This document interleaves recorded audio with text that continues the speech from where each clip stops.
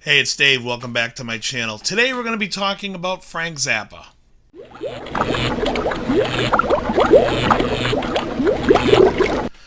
So around 1988, I'm 20 years old, and I go and buy Frank Zappa's Joe's Garage album.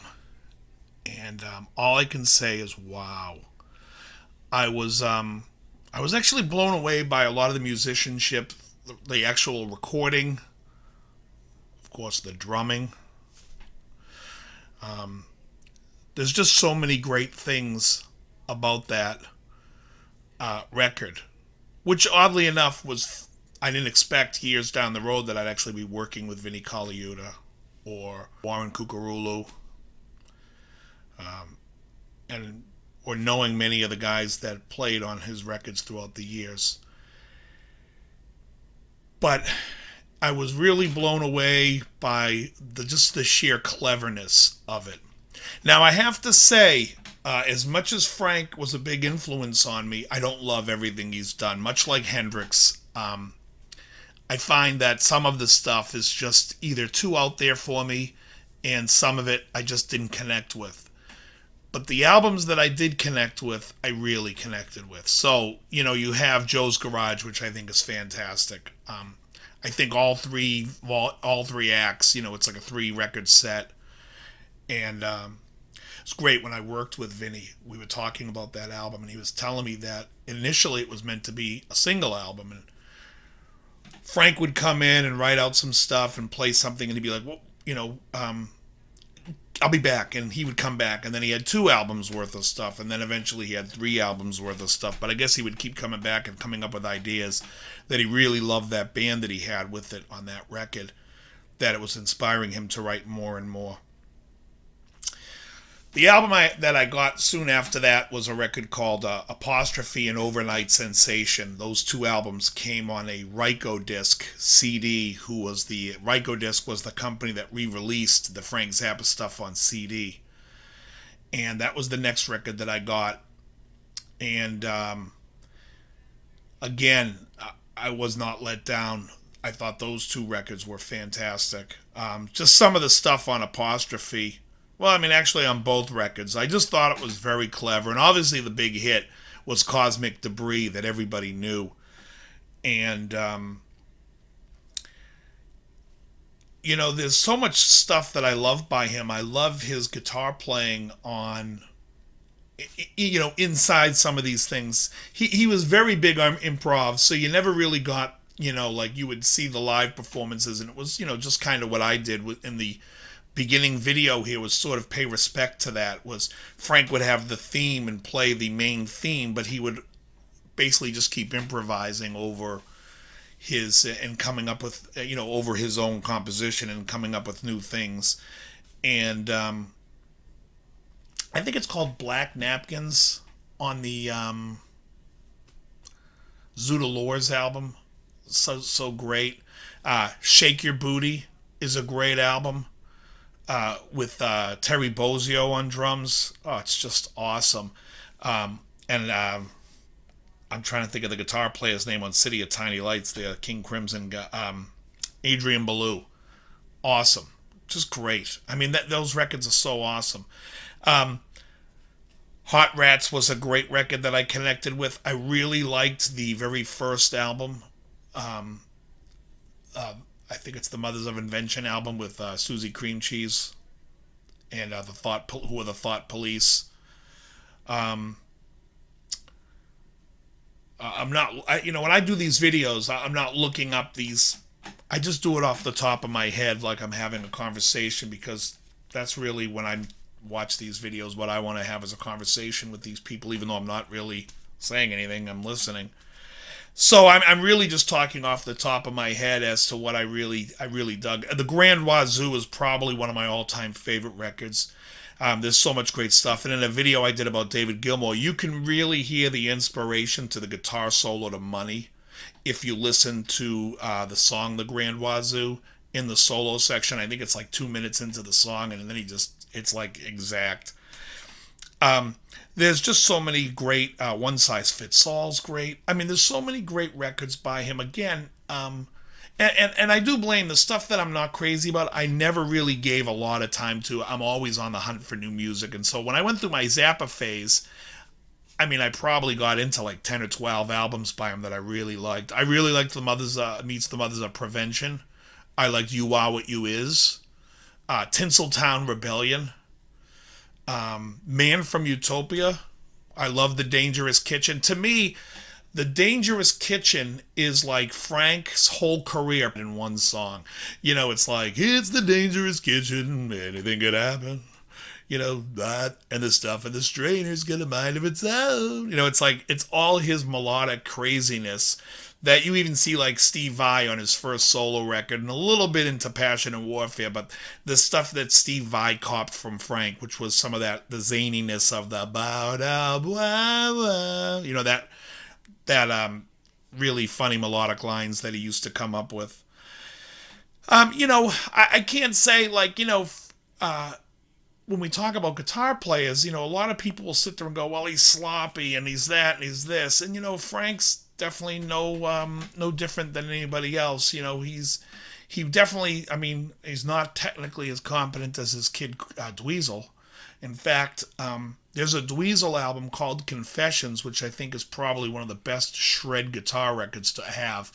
Dweezil's on it, Vi's on it, Zach Wild's on it, Warren DeMartini's on it, Nuno Betancourt's on it. I mean, it's just a shred fest, the whole record, and it's fantastic. And it's a good record. It's like a pop record, even though it's, you know, imagine it's a shred fest, but the musical sense of Van Halen, who is also on it. But it's that musical sense of Van Halen where these are pop songs being written. It's great. I can't recommend that album enough. It's called Confessions by Dweezil Zappa. But Frank wasn't that clean of a player. But to me, with him, it's so much more about what's in his head. There's some brilliant melodic stuff he was doing. There's the time signature stuff. So in the opening thing I played, it's called Watermelon Easter Hay. And you know, I've seen people talk about it. They count it in 9/8 or 9/4, however you look at it. I look at it as 4/4 and 5/4. I look at it as alternating bars, just how it feels to me. Which of course would be 9/4, but or 9/8. Yeah, I mean it's again, I look at it as 4/4 and 5/4. The A chord is in 4/4, and the E major chord is in it's a E major 9 chord. On the E major 9, it's a beat of 5. But yeah, so that's how I would count it. There's a great song, "Keep It Greasy" off Joe's Garage, where the verses are in 1916. The chorus is in 4/4. The verses are in 1916. Then there's another section in 2116. It's just crazy stuff, and the fact that Vinnie Colaiuta keeps that with such a natural feel, you know. But basically, you'd be counting 1916 as like one E and a 2 E and a 3 E and a 4 E and a 5 E and 1 E and a 2 E and a 3 E and a 4 E and a 5 E and 1 E and a 2 E and a 3. You know, so you would have the extra 3/8 over 4/4, 1916. But anyways, but the way Vinny plays it and it has such a natural feel. Then he does 21 and you're just like, are you kidding me? I mean, it's nuts. But Frank, and Frank wrote these great things around it. I can't really say so much things about Frank other than the fact that I really loved the creative of it. I mean, his lyrics were funny. Some of them were really brilliant. And you know, he's not writing pop songs. He's not, and I'm a pop guy, but this is like a guy defying all that, and I love that about him. You know, I even love the stuff that Steve Vai played on there. I'm trying to think of that record that had Stevie spanking. Little Steve, Them or Us.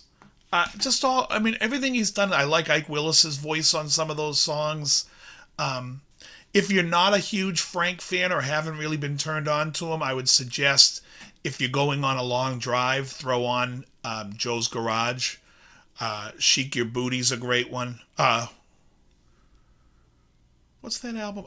Ship Arriving Too Late to Save a Drowning Witch, another great album. There's that record, I would also recommend getting Apostrophe. I think that's a brilliant record. In fact, I might do something with Cosmic Debris. Maybe I'll do a lesson on that solo. It's just great stuff. I hope the intro sold it. And boy, I know I played it a little long, but I was trying to build something there and had him played today, so I figured, why not?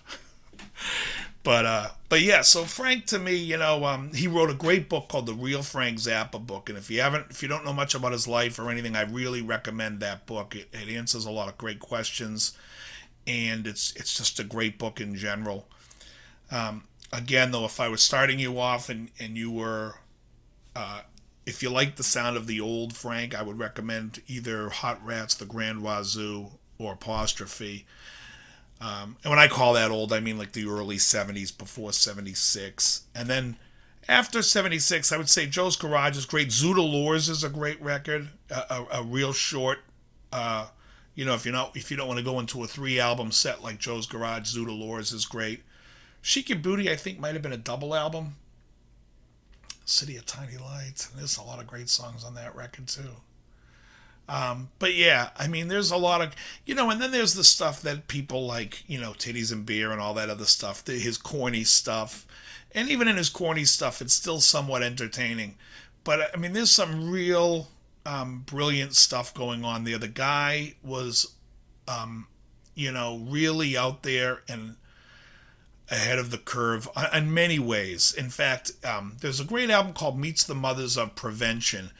And you really get to hear, there's a song that he put his testimony in front of that commission hearing there, and he put it to music, and it's very clever, and it's somewhat disturbing. He had a great political philosophy. I always enjoyed Frank's stuff in that respect, and I think generally the guy was a pretty smart guy. He wasn't into drinking and drugs. He always liked coffee and cigarettes was his poison, and you really get to see. I think his kids are good kids. I mean, you get to see that this guy was he was a good guy, and I really can't say enough about Frank other than the fact that as a musician, I think he's like I said, light years ahead of a lot of people. Far ahead of anything I can even wrap my head around sometimes. I mean, he's just out there, and I feel like when I start looking at Frank's stuff, it's like you're playing catch up. You're trying to like, whoa, this guy's thinking about this, and it's just like, and it works, he's just great, especially if you're like me. I'm a huge fan of drummers, so like when I listen to Frank, it's like such a thrill because his drummers were always the best. And in the same respect, if you're into pop, and you want to hear somebody that always had great drummers, Gino Vanelli had 2 albums, Nightwalker, which was with Vinnie Colaiuta, and Brother to Brother with Mark Craney. And those 2 albums are like the greatest pop albums with the best drumming you'd ever hear. I mean, it's unbelievable. And because I really like drumming, and to me that's the groove. But yeah, so getting back to Frank, again, just one of my all-time favorites. Those are the records that I would recommend. It's funny, too, because I'm not a huge Steve Vai fan. I liked Passion and Warfare when it came out. I think the playing on it's outstanding. I think some of the songs are a little bit not my thing. I mean, it's definitely, as far as guitar albums goes, it's definitely one of the higher echelon, the better ones. But for me, Flexible shows me more of the kid that was apprenticed under Frank Zappa, which I enjoy a lot more. Even his pop stuff, the Boy Girl song, it just shows like here's a real clever pop song written by a guy who studied with the master Frank, and it's like, anyways, I could go on and on about Frank, but if you have a favorite album or if I missed a song that you think I should have brought up, just please post it in my comments. If you haven't already subscribed, I'd love you to subscribe or hit like if you can, or if you liked it. If you didn't like it, hit don't like or didn't like or whatever, the thumbs down. But for the most part, he's one of my all-time biggest heroes, and if you are into him and you are have been influenced by him, then good on you. If you haven't, then I suggest that you check him out and get turned on to Frank's music because it's fantastic. All right. I have to check out a buddy of mine's guitar. He did a setup on it today and wants me to review his setup to see how he did on it. And if he leaves with me, maybe I'll do a review of the guitar. I believe it might be a Chibson, a Chinese-made Les Paul. But I'll let you know. And until then, very good.